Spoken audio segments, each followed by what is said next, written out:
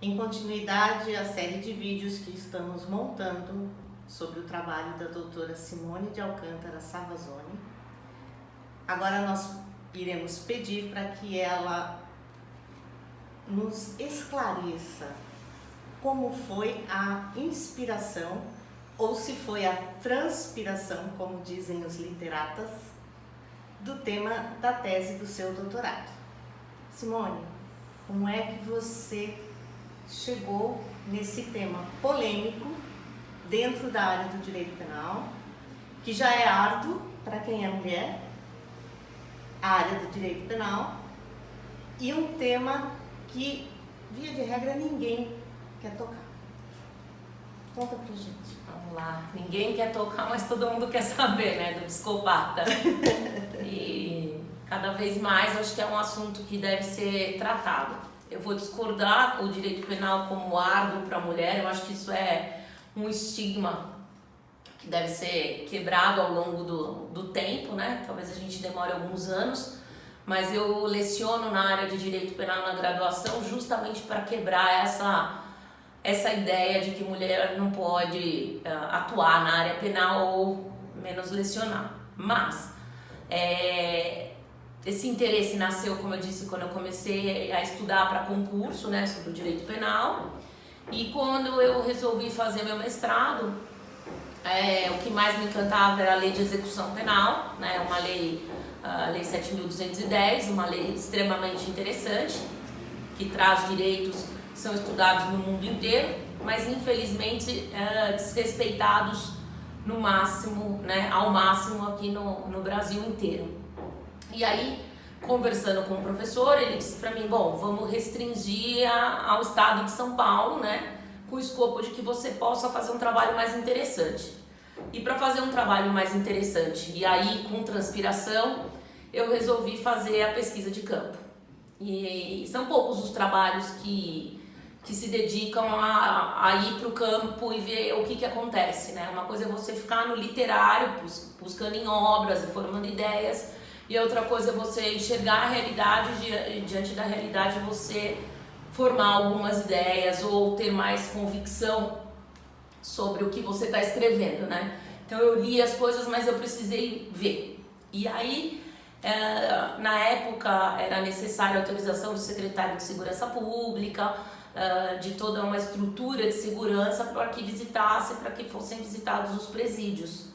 E eu tive que submeter todas as perguntas que eu queria fazer aos presos e aos diretores de penitenciária, quantas penitenciárias eu precisava, eu gostaria, né, de visitar, o porquê desse trabalho. Então tudo isso já faz parte de um projeto de pesquisa que você desenvolve ao entrar no mestrado mesmo, para que esse orientador te escolha como orientanda, né? E aí eu tive o meu orientador sempre me incentivando muito, assinando tudo que eu precisava e me auxiliando no que pudesse dentro do sistema penitenciário. E fui fazer várias visitas, coisas que, acho que imagens que eu nunca vou esquecer na minha vida, nunca mais. E ao visitar uma das penitenciárias, eu nunca tinha pensado no psicopata. Nunca. Talvez porque é um assunto pouco falado, era um assunto pouco falado, e quando falava, se falava em serial killer, né? Então, é um serial killer, nossa, ele mata em quantidade, ele mata do mesmo jeito, e aí a gente passava por cima da doença ou do transtorno que essa pessoa pudesse ter. Eu fui visitar uma penitenciária, o diretor do presídio estava marcado ao dia da visita, tudo certo, o diretor do presídio, quando eu cheguei, disse pra mim, olha, infelizmente hoje você não vai poder entrar na penitenciária. Eu fiquei inconformada, porque eu estava com data, com o trabalho andando, etc., com a dissertação ali já bem encaminhada, e ele disse, não, olha, hoje não, você volta amanhã. Porque eu tive a saidinha de Dia dos Pais, e eu tenho 2 presos do semiaberto que não retornaram, doutora, e eu preciso que eles retornem para que eu tenha normalidade dentro da penitenciária. Eu acatei a ordem, fui embora, no dia seguinte, no primeiro horário, eu estava lá, precisava da pesquisa. Ele me disse, olha, pode entrevistar todos os presos que a senhora solicitou normalmente, fazer as perguntas, e depois eu converso com a senhora no decorrer do dia. E quando eu acabei as entrevistas, ele me perguntou, olha, sabe aqueles 2 presos que eu falei pra senhora que não tinham voltado, do semiaberto? E eu falei, sei, a senhora quer ver um deles? E aí eu fui, ele falou, vem aqui. A gente foi numa cela, ele estava separado dos demais, a gente foi numa cela, ele me mostrou o preso, aí ele me falou, sabe o que esse preso fez? Eu falei, não. E eu era um preso pequeno, de uma estrutura pequena, não que o preso tenha estrutura, ou tenha cor, ou tenha raça, nada disso, mas era uma pessoa, parecia fragilizada. Ele disse, então, ele matou o filho ontem, no domingo, era na terça, desculpa, ele matou o filho no Dia dos Pais com um cabo de vassoura, enfiou do ânus à garganta e ele botou fogo onde estava a mulher na casa dele. Isso me causou um espanto absurdo pelo tamanha brutalidade do crime, né, que ele perpetrou, e não posso dizer de hondeza, porque isso não tem nem cabimento, mas a gravidade do crime, a gravidade mental daquela pessoa.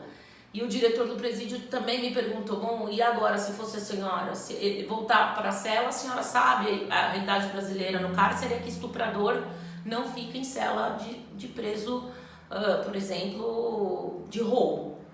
Então, provavelmente eles vão estuprá-lo. Se eu colocá-lo no semiaberto, eu moro a 8 quilômetros daqui por uma exigência da Secretaria de Segurança que o diretor more próximo à penitenciária, né? Isso todos sabemos. O que eu faço com ele? Eu não posso deixar uma solitária porque é proibido, né? Eu posso dar o castigo, mas eu não posso deixá-lo aqui para sempre na solitária.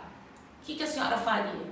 E aí eu falei, meu Deus do céu, vou mudar o tema da dissertação, vou falar só sobre esse preso, esquece os demais.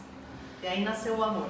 Aí nasceu o amor, aí nasceu a transpiração, porque daí eu não sabia onde eu ia parar com aquilo. E eu tentei ir embora e apagar aquilo da minha cabeça. E aquilo foi e não apagou. E eu acabei o mestrado. E aí eu falava, bom, não, chega, já entreguei um filho, não vou fazer o segundo, tô cansada, estudei demais, e enfim. Mas aquilo não parava, não conseguia me conformar, não só como pessoa, mas porque meus filhos poderiam estar expostos a pessoas como ele, e igual ele, né, a gente tem 4% da população, e a gente tem muitos presos com esse mesmo transtorno, não diagnosticados. E aí eu falei, eu não vou poder ficar quieta. E eu preciso, como eu estava comentando, eu preciso deixar isso escrito para alguém e levar isso para frente. Pode ser que eu não esgote, nunca eu vou ter a pretensão de esgotar a mente humana, né? Mas eu vou pesquisar e eu vou conversar com psicólogos, psiquiatras, e eu vou adentrar um pouquinho na medicina, que não é óbvio a minha área, mas eu vou precisar entender um pouquinho da mente humana, coisa que o direito penal, ele passa na mente humana pelo dolo e pela culpa, mas sempre muito objetivamente. E eu fui buscar ajuda, e aí eu enxerguei, que acho que foi uma das maiores conquistas do meu doutorado, e que o que fez com que se tornasse um livro e palatável, né, à venda, é essa interdisciplinariedade que eu consegui buscar, ou que eu consegui enxergar melhor. Que o direito não vive sem um psicólogo, que o direito não vive sem um assistente social, que o direito não sobrevive sem um psiquiatra, que o direito não sobrevive sem aquelas outras áreas humanas que buscam aí a vontade, né, ou o estudo da mente, ou o estudo do comportamento humano. Então eu falei, eu não tenho como fazer um trabalho desse se eu não conhecer um psicólogo ou se eu não entender um pouco de psicologia. Então foi bastante suador, foi bastante transformador para mim, porque eu também tinha o direito como algo lei, seguindo sempre um trâmite muito certinho. E aí a hora que eu me deparei, eu tive muito previsível e muito pré-julgador, né? Perfeito. Onde a gente tinha um pré-julgamento de fulano é louco, Tanano é louco, Tanano é psicopata, e o fulano de tal é esquizofrênico, e essas palavras são faladas ao léu, né, a todo momento, na mídia, em qualquer debate, E eu falei, não, isso está tudo errado, eu preciso conversar com pessoas que de fato entendam, que não falem aí com, né, de um sentido leviano. Leviano até pelo desconhecimento. Não, sim, né? Pelo desconhecimento. E não, na verdade, porque quer denegrir a imagem, não é isso. Não, e nem Mas sabe que ao falar com exatamente, denegrindo, nem sabe, exatamente. né? Eu brinco Pelo falando. Desconhecer, acabam banalizando Exatamente. um assunto tão sério como esse. Exatamente, foi isso. E aí no começo, então, a obra começa, na verdade, mostrando que o direito não é nada, assim, sozinho, não é nada. A gente precisa das outras áreas e a gente precisa reconhecer.